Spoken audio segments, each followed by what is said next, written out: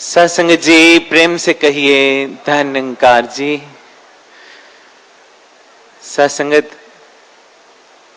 कहते हैं कि चांद अधूरा है सितारों के बिना, गुलशन अधूरा है बहारों के बिना, समंदर अधूरा है किनारों के बिना, और ऐ मेरे सतगुरु मेरा ये जीवन अधूरा है तेरे सहारों के बिना।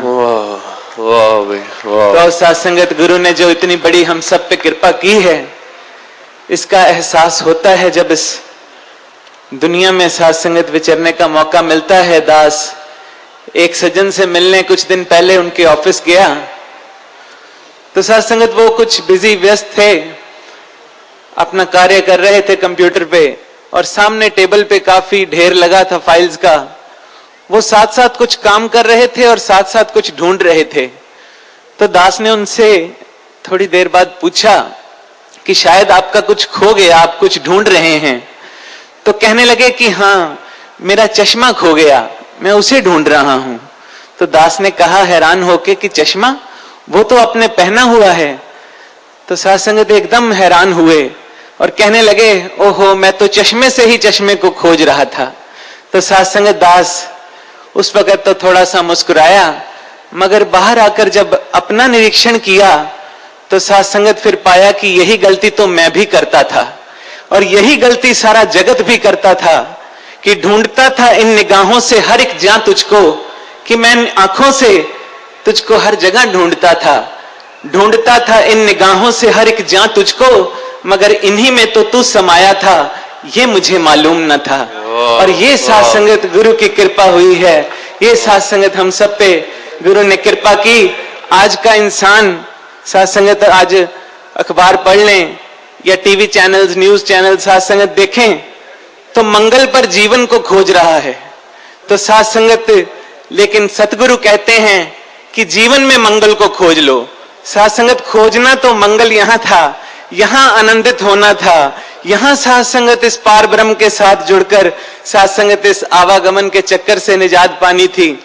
लेकिन सत्संगत फिर लिखा गया कि यह चांद पे घूमने वालों काश की कभी धरती भी घूमी होती, ऐ चांद पे घूमने वालों काश की कभी धरती भी घूमी होती, खुदा खुद यहां इंसान बना घूमता है, अरे कभी इसकी भी शरण ली होती, और कर लिया होता अगर जो सजदा एक बार इनके चरणों में, कर लिया होता अगर जो सजदा एक बार इनके चरणों में, तो कुल जहां की चांदनी तुम्हारे ही आंगन में बिखरी होती। तो सत्संगत ये बहुत बड़ी कृपा। देखते हैं कि लोग सत्संगत सड़कों पे बाजारों में इंसान दौड़ रहा है, दौड़ तो सभी रहे हैं, लेकिन कुछ पक्का पता नहीं कि पहुंचना किधर है। मैं फूल चुनने आया था बागे हयात में, स्वयं का निरीक्षण सत्संगत करें कि मैं फूल चुनने आया था बागे हयात में, दामन को खारजा में उलझा के रह गया। कि इकट्ठा तो सत्संगत महात्मा कह के गए कि नर्तन पाए यतन कर ऐसा, जिससे यह करतार मिले, ऐसी उत्तम जून पदार्थ फिर नहीं बारंबार मिले। तो इकट्ठा तो नाम धन करना था, इकट्ठा तो सत्संगत भक्ति करनी थी, लेकिन सत्संगत फिर लिखते हैं कि इस जीवन में किए इकट्ठे क्या हीरे क्या मोती, अफसोस मगर यारो कफन में तो कोई जेब नहीं होती। तो और सत्संगत आज ये समागम लगते हैं, ये संतों का सत्संगत परिवार इकट्ठा होता है। सत्संगत पारस जी बड़ा सुंदर एक रचना में लिखते हैं कि ये सत्संग साडा शीशा है, तक तक के संवरदे जाना है। कि एक ऐसा आईना है सत्संगत, जिसमें सत्संगत हम सब ने अपना निरीक्षण करना होता है। कोई व्यक्ति किसी से पूछता है कि भाई साहब अगर आपके पीछे कोई शेर पड़ जाए तो क्या करोगे? तो वो कहता है कि अगर मेरे पीछे शेर पड़ गया तो मैं दौड़ूंगा। वो कहने लगा कि अगर शेर भी दौड़ा फिर क्या करोगे? तो कहने लगे कि मैं कहीं छुप जाऊंगा। फिर सत्संगत कहा गया कि अगर शेर ने आपको ढूंढ लिया फिर क्या करोगे? तो कहने लगा फिर मैं पेड़ पे चढ़ जाऊंगा। तो सत्संगत किसी ने कहा कि अगर, फिर वो कहने लगा कि अगर शेर भी पेड़ पे चढ़ा, तो सत्संगत वो व्यक्ति कहता भाई साहब जरा ठहरो, पहले आप मुझे ये बताओ कि आप मेरी तरफ हो कि आप शेर की तरफ हो। तो सत्संगत हम सब ने भी अपना अपना निरीक्षण करना है कि हम गुरु की तरफ हैं या जगत की तरफ हैं। लेकिन महात्मा कहते हैं कि अक्सर होता ऐसा है कि मैं अपने अपने स्वार्थ की तरफ होता हूं। जिधर स्वार्थ होता है उधर दौड़ जाता हूं। तो कृपा करो साथ संगत, ये मार्ग समर्पण का, अभी इतनी सुंदर रचना सुन रहे थे, ये भक्ति का मार्ग केवल समर्पण का मार्ग है, इनके हो जाने का मार्ग है। बहुत यत्न किया साथ संगत, माया रंग बिरंगी जेड़ी, तेरा जी पर चांदिए, पक्की गल समझ ले मेरी, ए आंधी ते जांदिए। ये तो साथ संगत इनके आगे अब मिटने का मार्ग है, इनके हो जाने का मार्ग है। दास का 10 साल का बेटा कुछ दिन पहले दास से कहता है कि पापा मैंने ना अपने किसी दोस्त के घर जाना है। तो दास ने उससे कहा कि बेटा तू कल भी गया था, परसों भी गया था, रोज रोज जाता है। तो कहने लगा कि पापा आपने वो एड नहीं देखी, क्योंकि हर एक फ्रेंड जरूरी होता है।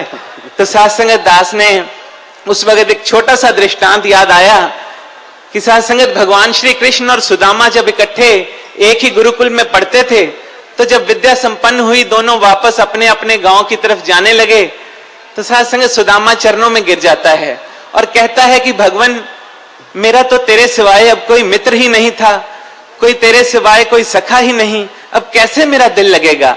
तो साथ संगत भगवान आगे से कहते हैं कि सुदामा, जिसने मुझे अपना मित्र बना लिया, फिर मैं उसे और मित्रों की जरूरत ही नहीं रहने देता।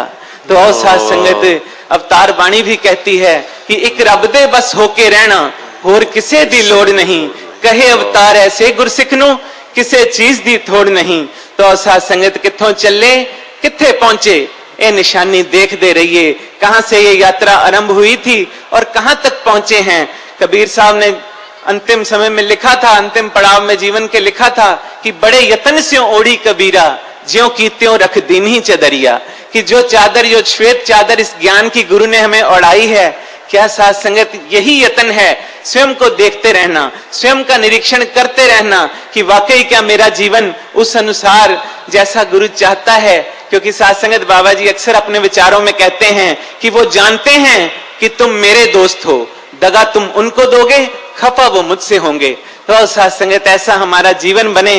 कहते हैं जब मेघनाथ का वध हुआ, तो उसकी पत्नी सुलोचना रावण को कहने लगी कि मेघनाथ, उसके पति का शव यहां लंका मंगाया जाए ताकि वहीं उसका अंतिम संस्कार किया जाए।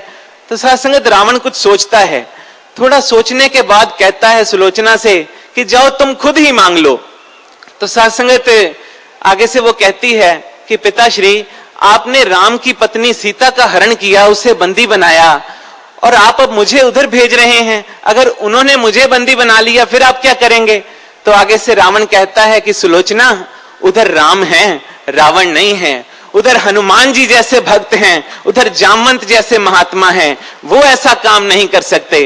तो साथ संगत आज अपना अपना निरीक्षण करें कि क्या हमारे बारे में भी ऐसा कहा जाता है कि ये बाबा हरदेव सिंह जी के गुरसिख हैं, ये ऐसा कार्य नहीं कर सकते, ये निरंकारी हैं, ये ऐसा कभी कोई किसी का दिल नहीं दुखा सकते। तो साथ संगत हम सब यहाँ, ये पूरा मानव परिवार साथ संगत जो एकत्रित हुआ, हम सब ने बाबा जी से ऐसी ही आशीष, ऐसी ही आशीर्वाद की दास भी कामना करता है।